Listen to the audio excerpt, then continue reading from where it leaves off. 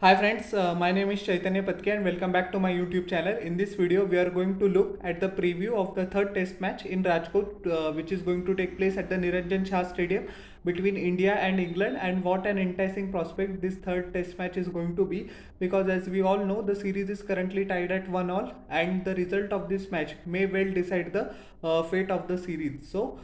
First of all, we will analyze the England team and what they need to do best. As we know that after the second test match got over, the next day itself, the English cricket team, along with their support staff, flew out to Dubai for their further preparations for the remaining three test matches. And England, if you remember, actually follows the same pattern whenever they visit the subcontinent, be it Bangladesh, England, South Africa, sorry, I beg your pardon, Sri Lanka or Pakistan. They actually set up a camp in Dubai or Abu Dhabi and mimic the pitches there, the soil conditions there, and execute their game plans. How they can tackle the Indian bowlers, especially the Indian spinners, and how their batsmen can take the baseball concept to the next level by playing in the subcontinent. As we know that historically England had very poor results in the subcontinent, but all changed when the baseball advent came, and they actually won the series against Pakistan 3-0 in 1.5 years ago. And after that, just currently England has won 14 tests of the 20 since the head coach Brendan McCullum took over. So this concept seems to be clearly working for the English side. So why not? They returned to India a couple of days ago, and they must be raring to go at Rajkot. The pitch conditions in Rajkot will actually not the pitch will be a turner, but it won't be a rank turner. That is, the pitch will be more likely play like Vishakhapatnam, but not like Hyderabad when the ball turned from first day itself. One of the main reasons for this is also that is the bitter truth that we Indian fans need to accept, that the Indian batsmen are not capable enough to smother the spin if the ball if the ball turns from the first day when the opposition spinners are bowling.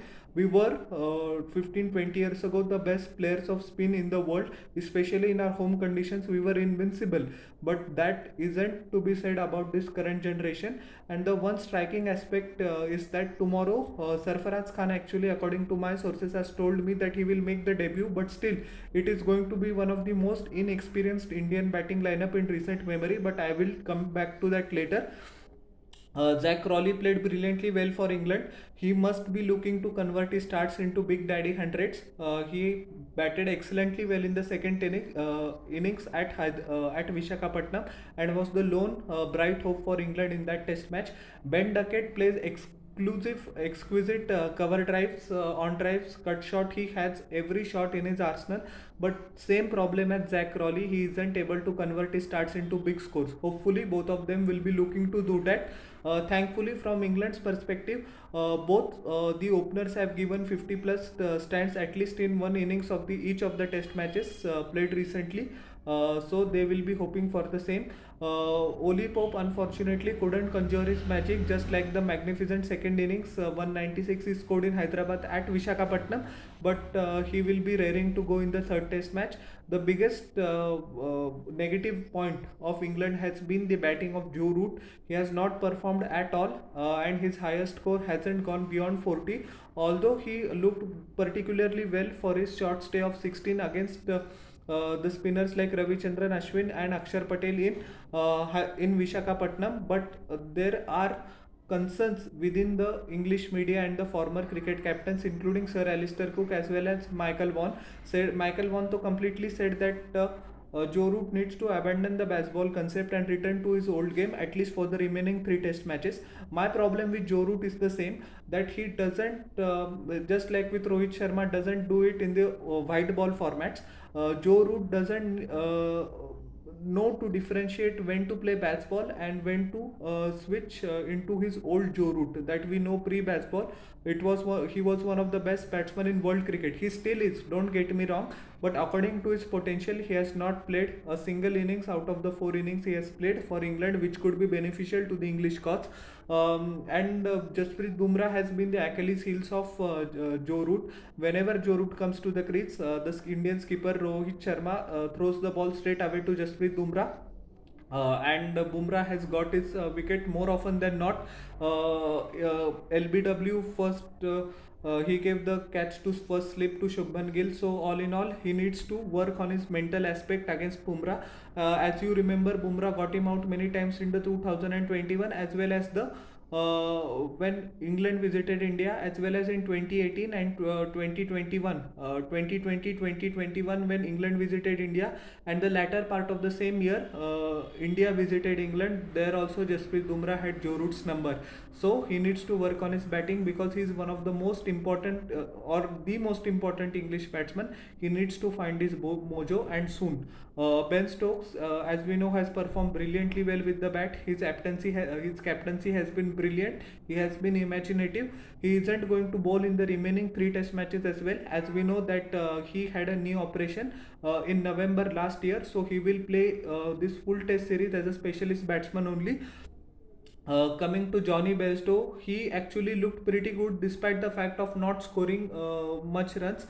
He has actually played close to 100 test matches, can you believe it?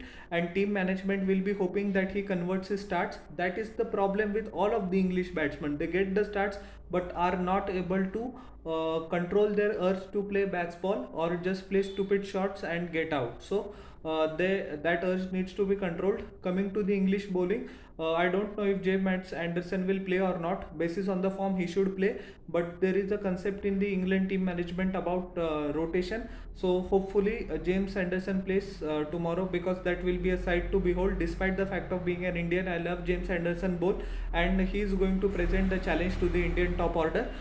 Spinners, Shoaib Bashir, Rehan Ahmed and Tom Hartley are going to be the spinners. All need to work on their line as well as length. Actually, Tom Hartley has blown hot and blown cold. He needs to use the crease as well, because he has a good height and he can make the ball bounce and he can make the ball turn. So it is a pretty dangerous proposition. But the problem with Hartley, that his length is always a little short than what it is required, and he is taken to the cleaners. Although he made a man of the match performance in the first test in Hyderabad, but more was expected from him in Visakhapatnam, in which he clearly disappointed.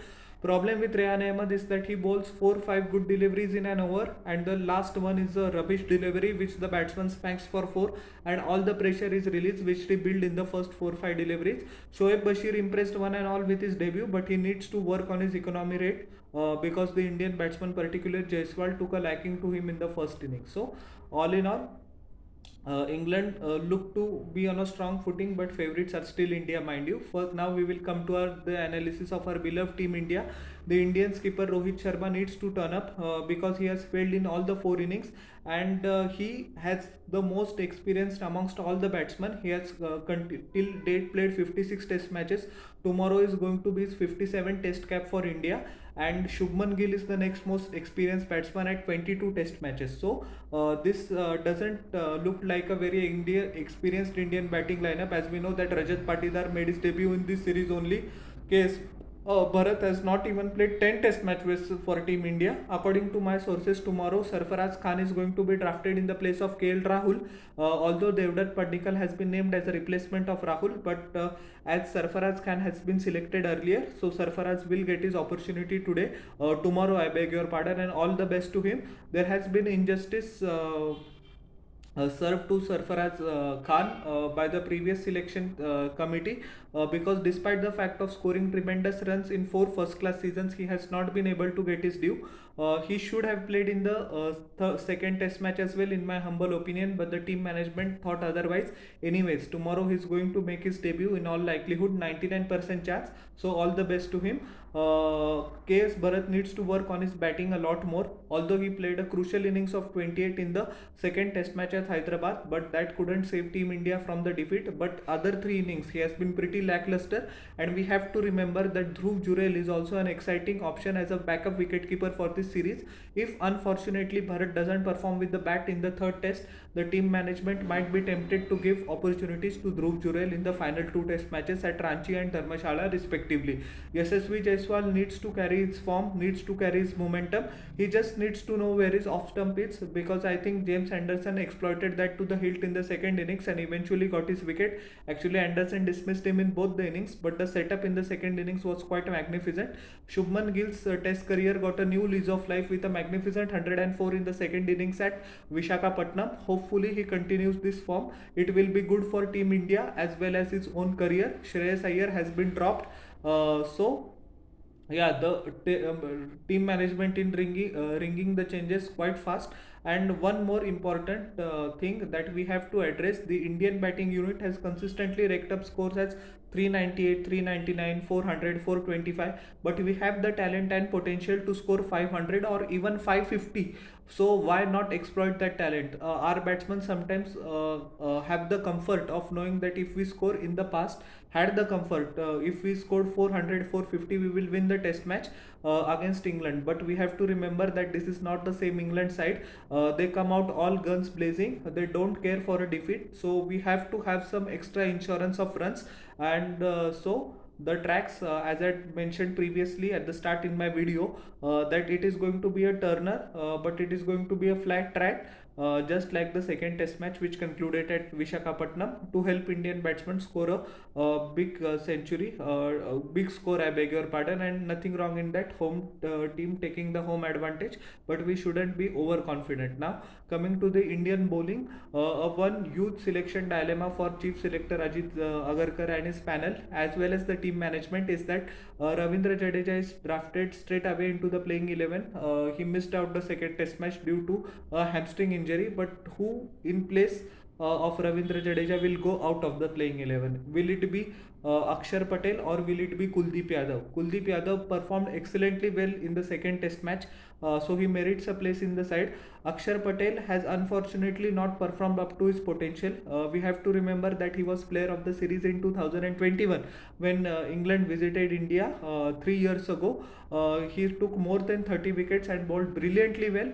English batsman had absolutely no clue, but in the two test matches, his bowling has been very lackluster, although his batting has ensured that Team India gets a more than respectable and decent score on the board. So, will they prefer Kuldeep Yadav's bowling ability, or will they go in with Akshar Patel as an insurance or as a security for an extra batsman? That is an interesting dilemma. Mukesh Kumar will go straight out of the playing 11 and Mohammad Siraj will be drafted in. As we know, Siraj wasn't played due to workload management in the second test, but Mukesh Kumar failed to grab this opportunity, was haywire, was taken to the cleaners by the English batsman, and he needs to work particularly hard how to bowl in the Indian pitches or the in the whenever he gets an opportunity. So Siraj comes in straight away. Bumrah and Siraj are going to be our fast bowling players. So fast bowling pair. So all in all, it appears that India is still the favorite despite the fact that batting is inexperienced. Our players have grown up playing in this condition, and despite the baseball phenomenon, I give India 65% chance of winning and England 35% chance of winning. So hopefully we will win the test match and go into Ranchi leading 2-1. So how did you like my preview or the analysis of the third test match? Please tell me in the comment section below, and don't forget to like, share and subscribe to my channel and press the bell icon for further notifications. Meet in the next video. Till then everyone, bye.